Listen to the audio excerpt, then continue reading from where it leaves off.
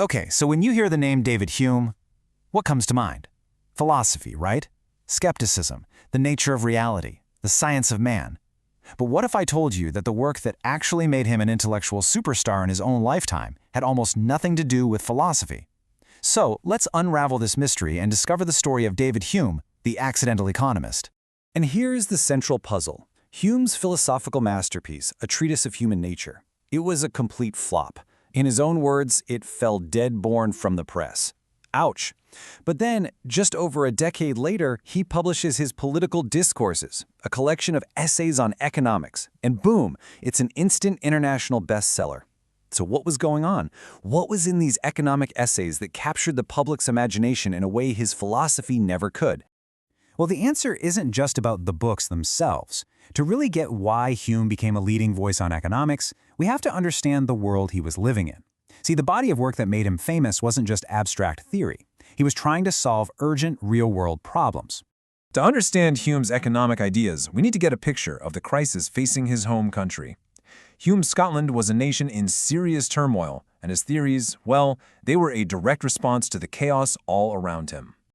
Scotland in the mid-18th century was facing some immense challenges. It was really underdeveloped compared to its new partner, England, after the Union of 1707. The country had suffered through terrible, near-famine conditions. And then, looming over everything, was what they called the Highland problem.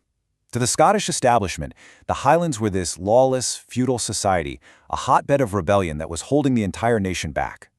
This became the defining question of the day, especially after the Jacobite Rebellion of 1745. The government and intellectuals were obsessed with how to integrate, control, and, civilize the Highlands. The common view was that this barbarous region, with its clan system and all that, was basically an existential threat. This is the specific, messy, political problem Hume set out to solve. Not with force, but with economics. And his solutions were truly radical. Because for Hume, economics wasn't about abstract models or state control. Not at all. It was a direct extension of his philosophy, a science of human nature applied to action and society, designed to gently steer people toward progress. Hume's first move was to completely flip the script on a major moral debate of his time, the idea of luxury. For centuries, luxury was a dirty word, right? It was seen as the cause of moral decay and social corruption. But Hume comes along and says, hold on a second.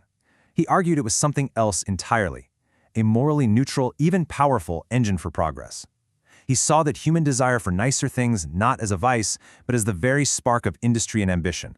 Hume argued that this pursuit of luxury creates this amazing chain reaction that can totally transform a society.